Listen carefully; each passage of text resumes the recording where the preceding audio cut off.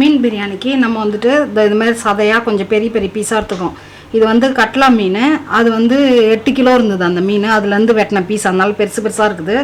இதில் சதபாகம், வயிறு பக்கம் ஒரு பெரிய பீஸு, சதையாக எடுத்துக்கிறோம் பெருசு பெருசாக பாக்ஸாக பிரியாணிக்குன்றதுனால.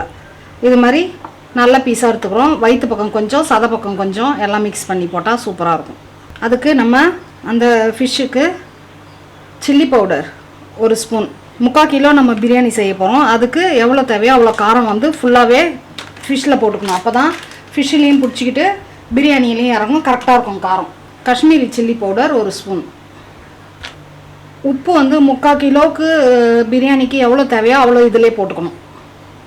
உப்பு நான் 2 ஸ்பூன் போடுறேன், ஏன்னா ஃபிஷ்ஷுலேயும் வரைக்கும் பிரியாணிக்கும் கரெக்டாக இருக்கும். ஒரு லெமன் ஒன்று இதில் கட் பண்ணி புழிச்சிக்கிறோம்.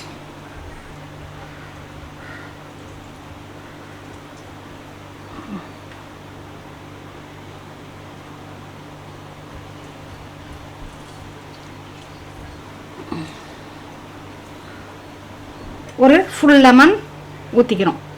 ஓகே, இப்போ இதெல்லாம் மிக்ஸ் பண்ணிக்கலாம். மிக்ஸ் பண்ணி இதை வந்து ஊற வச்சிடலாம்.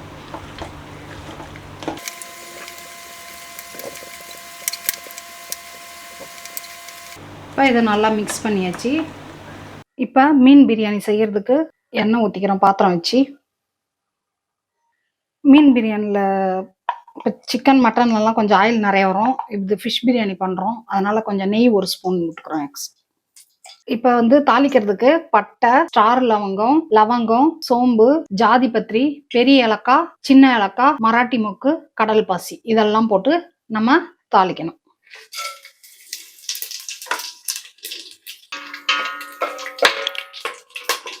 ஆனியன் சிறுவை கட் பண்ணி வச்சுருக்கோம், அதை வந்து ஒரு 1/4 கிலோ அளவுக்கு சேர்த்துக்கலாம். நல்லா நைஸாக கட் பண்ணி வதக்கணும்.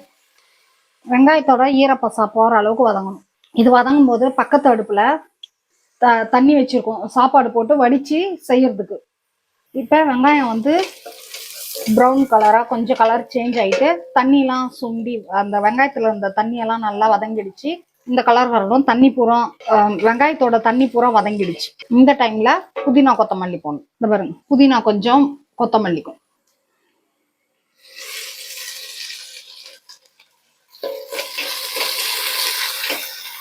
அடுத்து இப்ப கொத்தமல்லி போடும்.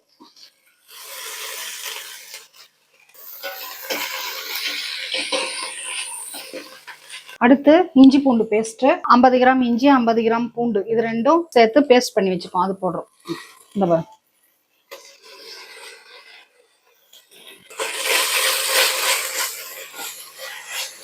இப்ப பக்கத்துல அரிசி வேக வைக்கிறதுக்கு தண்ணி வச்சிருக்கோம். அதுல பட்டை ஒரு 2, லவங்கம் ஒரு 2 பிரியாணி இலை போட்டிருக்கோம். இப்ப இஞ்சி பூண்டு வதங்கிடுச்சு, அடி பிடிக்கவே இல்லை பாருங்க. ஒரு கப்பு தக்காளி போட்டுக்கிறோம். பக்கத்துல தண்ணி கொதிச்சிச்சு, கழுவி கிளீன் பண்ணி வச்சிருக்க பாஸ்மதி ரைஸ் தண்ணியில போட்டுக்கிறோம். தண்ணி சாதம் வடிச்சு எடுத்துக்கிறதுக்கு கொதிக்கிற தண்ணியில போடுறோம். அரிசி வேகும் போது இதுல ஒரு 2 சொட்டு எண்ணெய் விட்டுக்கலாம். சாப்பாடு ஒரு கொதி வரும்போது கொஞ்சம் கல்லுப்பு போட்டுக்கலாம். சாப்பாடு ரெடி ஆயிடுச்சு. இப்ப சாப்பாடு ஒரு 80% வெந்திருக்குது. இப்ப இதை வந்து வடிச்சு எடுத்துக்கிறோம். இது மாதிரி எண்ணெய் வந்து பிரிஞ்சு வந்ததுக்கு அப்புறம் இப்ப மசாலா ஃபுல்லா ஃப்ரை ஆயிடுச்சு, எண்ணெய் பிரிஞ்சு வந்துடுச்சு. இந்த பாருங்க, இந்த டைம்ல ஃபிஷ் எடுத்து போட்டுக்கிறோம். நம்ம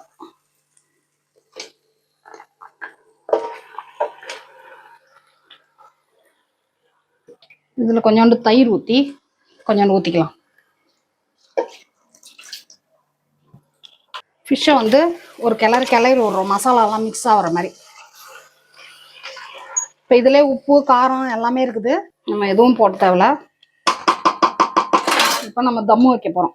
இப்போ ஃபிஷ்ஷு போட்ட உடனேவே ரைஸ் எடுத்து, சூடாக இருக்குது ரைஸும் சூடாகவும் இருக்கணும், மசாலாவும் சூடாக இருக்கணும்.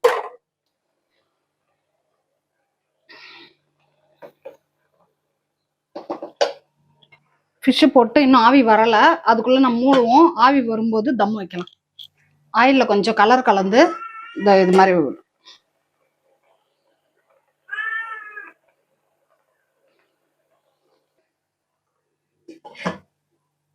இப்போ ஆவி வந்துட்டு மேலே வர ஆரம்பிச்சிடுச்சு. இந்த டைம்ல நம்ம தோசைக்கல் வச்சு தம் வைக்கிறோம்.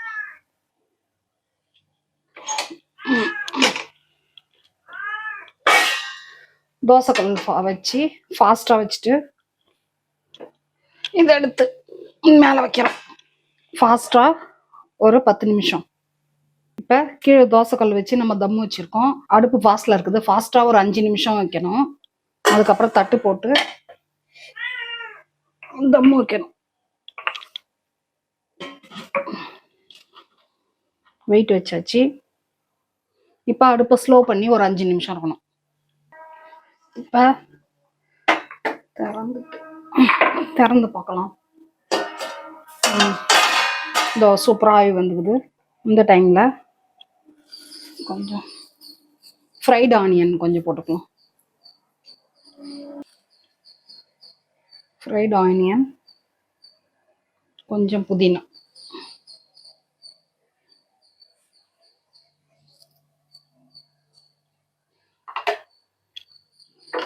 இப்போ எப்படி வந்திருக்குதுன்னு பார்க்கலாம். ஓரத்தில்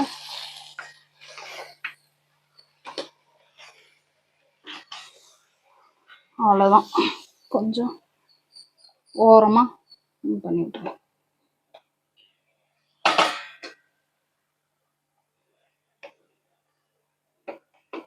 ரெடி ஆயிடுச்சு. கொஞ்சம் 5 நிமிஷம் அடுப்பு ஆஃப் பண்ணியாச்சு. தட்டு எடுத்துரும். கிளாஸ் இப்போ திறந்துட்டு இந்த ஒரு பக்கம் இருக்கிற ரைஸ் இப்படி எடுத்துட்டு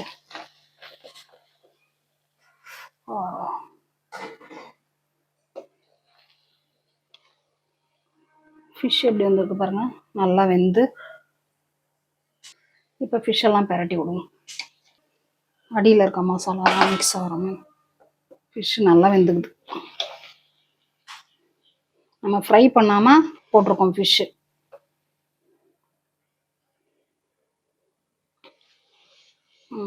அவ்வளோதான். ஓரமாக இருந்தாவே கிளறி விட்றோம். இப்போ மூடி ஒரு 5 நிமிஷம் வச்சிடும்.